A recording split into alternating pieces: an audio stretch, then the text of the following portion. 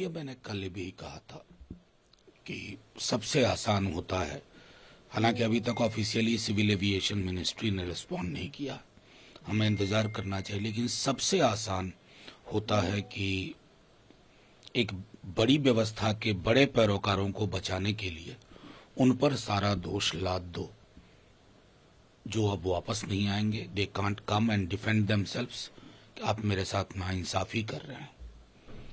बहुत सारे तकनीकी पहलू हैं, मैं इंतजार करूंगा कि सिविल एविएशन, क्योंकि दोनों पायलट के कम्युनिकेशन में जो महत्वपूर्ण चीज है कि स्विच ऑफ, उसने कहा आई डिडंट, ये अपने आप में अगर ये किसी टेक्निकल फ्लॉ की वजह से हुआ या किसी मैलफंक्शन से, सिस्टमिक मैलफंक्शन से, तो निर्माता कंपनी पे बहुत बड़ी, लेकिन बहुत बड़ी पूंजी के लोग हैं। उम्मीद करते हैं कि इतनी जानों के जाने के बाद उस पूंजी को बचाने की कोशिश नहीं होनी चाहिए, इंसाफ मिलना चाहिए। बिहार पर और हत्या का मामला 12 तारीख को भी सामने आया है और तमाम, देखिए, मैं समझता हूं कि आप अपने एजेंडे को बीते कई महीनों से अगर गौर से उसका कंटेंट एनालिसिस करिए तो कोई दिन ऐसा नहीं जा रहा है बिहार में जहां किसी न किसी एक जिले में हत्या, लूट, बलात्कार, छिनतई की घटना ना हो रही। एक एवरेज आदमी अपने आप को महफूज नहीं, सुरक्षित नहीं महसूस करता। नेता प्रतिपक्ष तेजस्वी जी बार बार कह रहे हैं कि बिहार को इस लॉलेसनेस में सिस्टमैटिकली धकेला जा रहा है। सरकार नाम की कोई चीज नहीं है। एक केंद्रीय मंत्री का बयान मैंने देखा कल, उनकी भी चिंता सार्वजनिक हो रही थी। हालांकि ये बड़ा बेईमानी लगता है कि आप केंद्र में मंत्री हैं, डायरेक्ट कम्युनिकेशन आपका प्रधानमंत्री जी से, और छोड़िए गृह मंत्री जी से, उनको बताइए ना कि भाई ये बिहार है, इसको आपने क्या बना के रख दिया, क्या बना के रख दिया। बाकी जगह फैक्ट फाइंडिंग टीम भेज दो, यहां नहीं।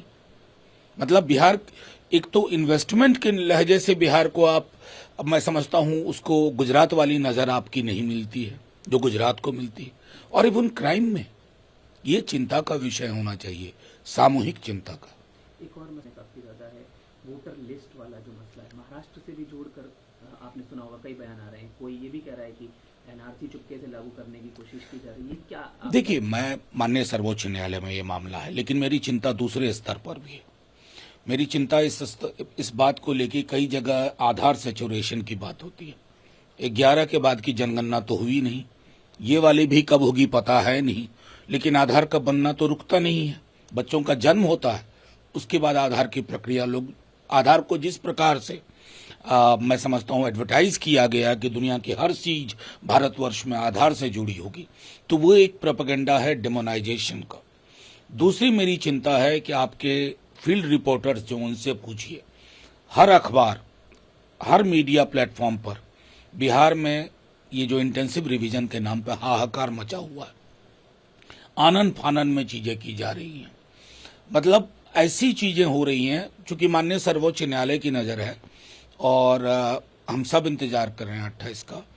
मतलब एक संस्था हेडलाइन मैनेजमेंट के नजरिए से अगर चीजों को देखे, एक संवैधानिक संस्था, सरकार, पॉलिटिकल पार्टीज के अंदर ये टेम्पटेशन हो सकता है, लेकिन एक संवैधानिक संस्था, लोगों को क्या परेशानियां झेलनी पड़ रही हैं, कितना हाहाकार मचा हुआ है, उसके बरक्स अगर आप हेडलाइन मैनेजमेंट 73, 74, कौन सा भाई, कितने इन्यूमरेशन फॉर्म डिस्ट्रीब्यूट हुए, कितने विद डॉक्यूमेंट्स आए हैं, सिर्फ हवाबाजी, ये चिंता का विषय।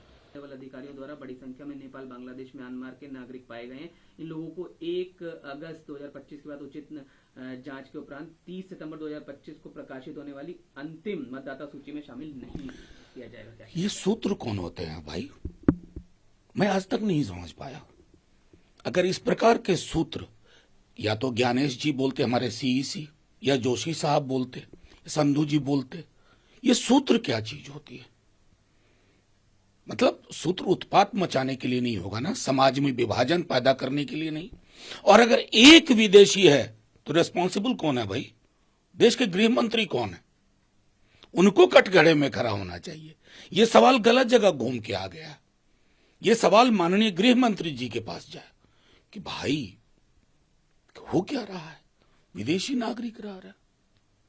नहीं, लेकिन मैं जानता हूं इशारा कुछ और है, इरादा कुछ और है। ऐसे नहीं चला करता।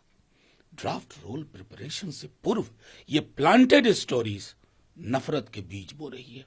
इस कारोबार को ना बढ़ाएं।